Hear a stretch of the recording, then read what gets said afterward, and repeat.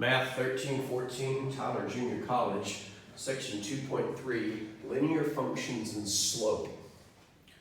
General form. So far we've discussed two forms of the equation of a line. We've discussed point-slope form, which is a really convenient form for building the equation of a line.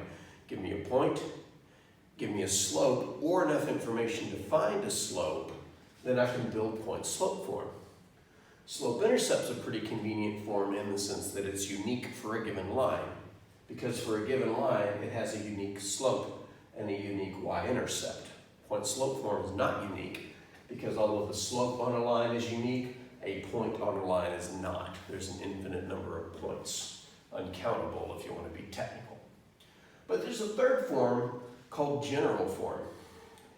And I'll be honest, it's fairly useless. Its objective is to look pretty. Not that things that look pretty are fairly useless, but in this case, well, here's what I mean.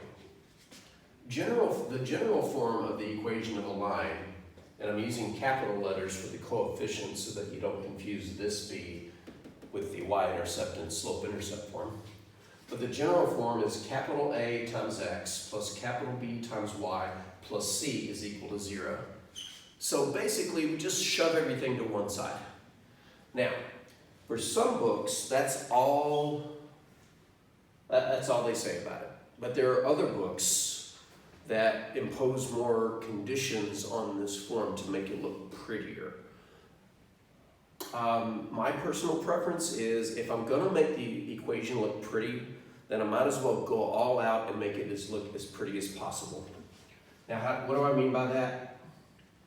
Well, thing number one, no fractions.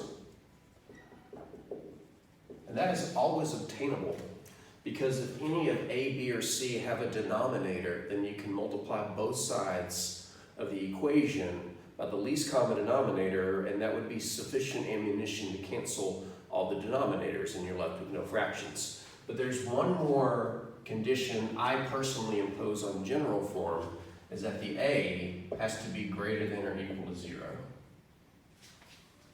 In other words, don't let it be negative. Now, there is the case in which A is 0, in which case it starts with B. So, if A equals 0, then we want B to be greater than 0. Now, they can't both be 0, because if they both were 0, there would be no variables, and it would just be either a true or false statement. True if C was 0, false if C wasn't. So at least one of A and B has to be non-zero to be in general form. All this is really saying is don't start with a negative. So for example, let's say we had something like, 3x minus 4y minus, let's go with 20 is equal to 0. Is this what I want? Let me think about this. Yeah, we'll go with this. That's an example of general form. In its prettiest possible form. No fractions, and the leading coefficient is positive. Now, why do I call this a useless form? Well, what's its slope? What's its y-intercept? What's its x-intercept? What's its graph? General form looks pretty at the expense of not containing any useful information. If I look like slope-intercept form, I've got tons of information. I got a slope, which is a rise over a run, and I've got a y-intercept, all of which I could use to sketch the graph quickly. And if I'm in point-slope form, I can even extract a point in the slope and still sketch the graph quickly by using the point as a starting point and the slope as a set of directions for running and rising to find a second point. General form doesn't have any of that. Look at me. I look pretty, but I'm not going to give you any useful information. Something noisy out there. I digress. So, let's say you have something like this, and you are asked to sketch the graph.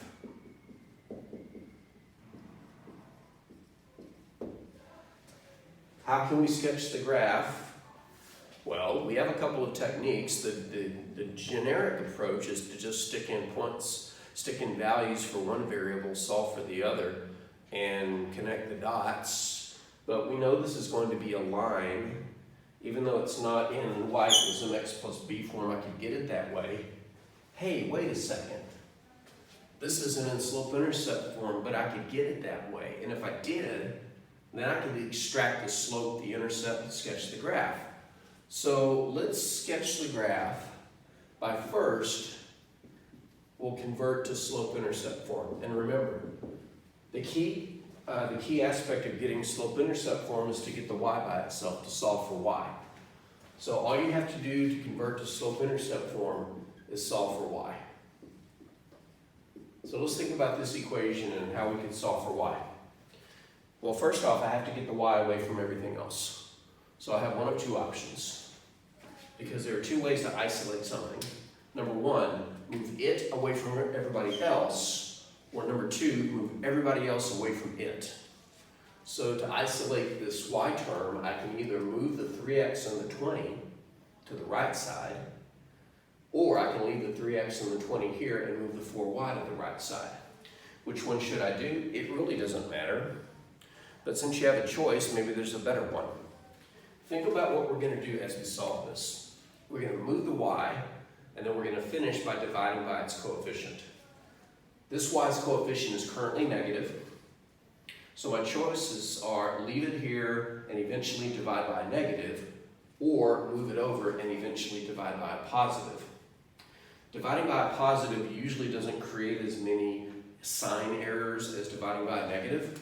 So because the y term is negative, and I know I'm going to divide by its coefficient in a moment, I'm going to move it to make its coefficient positive. So let's leave the 3x and the minus 20 on the left, move the 4y to the right, that'll make it positive.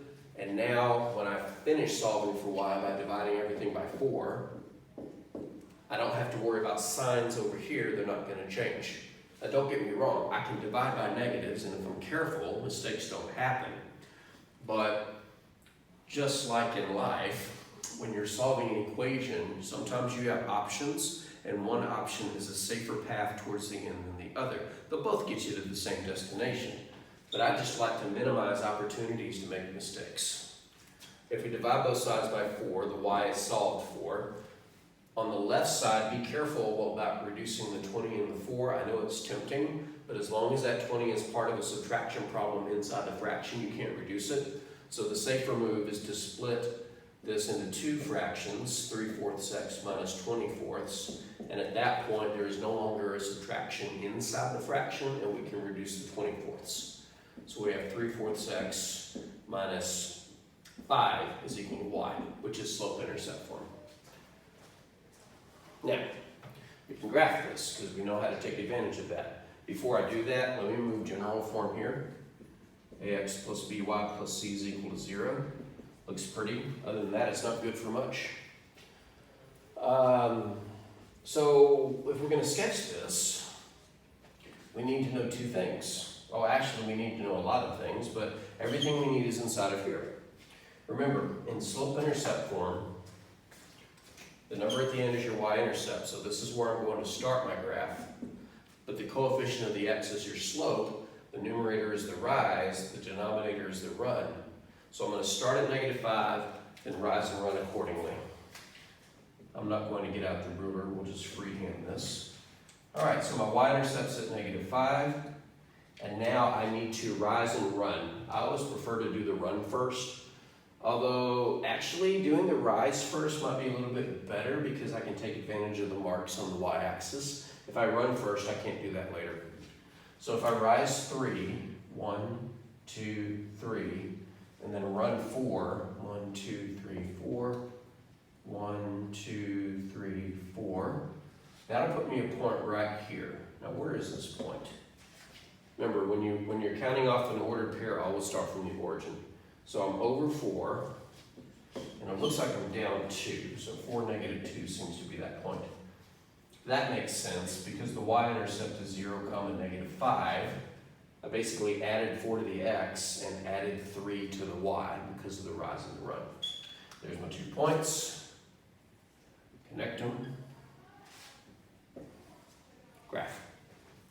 So, If you are going to graph general form, one strategy for doing it is to convert it to slope-intercept form by solving for y, and then interpreting the slope and the y-intercept accordingly into the graph. You know, I was going to shut off the video, but there was something that was just percolating in my mind. Can we make this generic? Now, what I'm about to show you is an extension of the concept. I don't think it's critical for succeeding in college algebra, but for those of you moving beyond college algebra, especially in calculus, it's always a good idea to ask yourself, can I generalize a concept? In other words, can I come up with a way to do this without specific values? And the answer is probably all you have to do is mirror what you did over here generically. So let's go to a generic general form equation, ax plus by plus c is equal to 0. Well, if we wanted to identify the slope and the y-intercept, and let's just do that. Let's just ask ourselves, what's the slope? What's the y-intercept? And not worry about sketching a generic graph. Well, I can do the same thing. I can solve for y. Now, in this case, I think I'm going to leave the y where it is. It looks positive. So when I divide by the b, I don't have to worry about sign changes. So let's leave the y where it is. So the ax and the c would both move and both change signs, negative ax minus c. And then if we divide everything by b, that would give us y.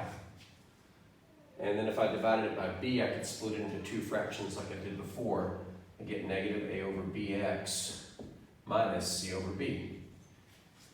So even though I don't have specific values, I can tell you what the slope would be. The slope would be the coefficient of the x, so negative a over b, and the y-intercept would be negative c over b. So you can concoct formulas that say, here's the slope and y-intercept when an equation is in general form, but it's also good to know how to execute it specifically, because sometimes a generalization isn't used very often. And so instead of memorizing more stuff, you just understand the procedure and replicate the procedure when necessary.